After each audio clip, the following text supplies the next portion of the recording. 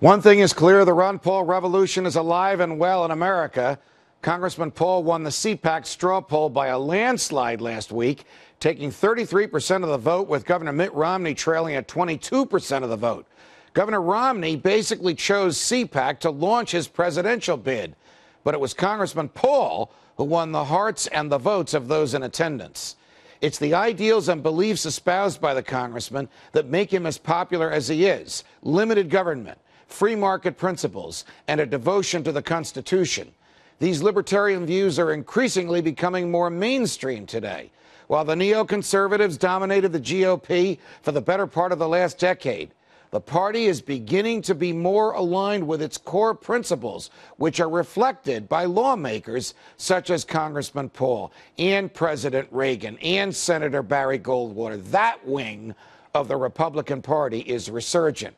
Joining me now is one of America's great defenders of freedom and liberty in the Congress today, Congressman Ron Paul, author of the bestseller, all your books are bestsellers, and The Fed. Congressman, welcome back to Freedom Watch. Thank you, Judge. Good to be with you. Thank you. When last we were together, it was at CPAC, and of course it was before we knew what that vote would be. My hat is off to you. My congratulations go to you.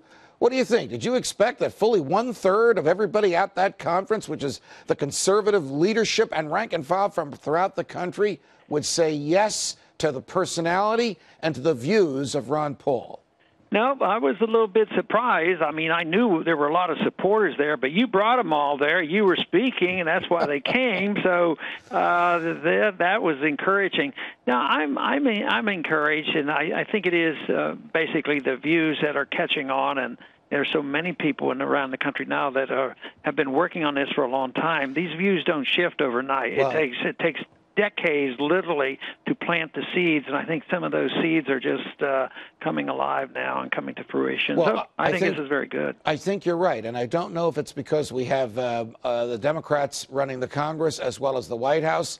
I don't know if it's because the proposals and the Democrats are pushing through Congress are so big government, even more big government than what we saw when the Republicans ran the government. But your views, which have not changed, your fidelity to the Constitution and indispensability of the free market, your views that we should only fight wars of necessity and wars of defense, suddenly are more popular. And you and I talked about this many times, among so many young people. Yeah, and I think the added factor now is the recognition that government is failing, and it's failing because they're broke, and they're not quite willing to admit this.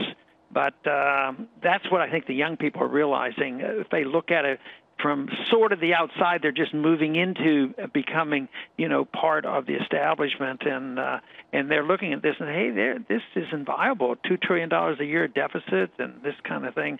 So all that adds up to some demands by the next generations, and hopefully we can guide them in a direction that means more liberty, not less, and that we've had a good start. We've had a good hint of what a country can be like if we protect individual liberty and try to follow the rule of law.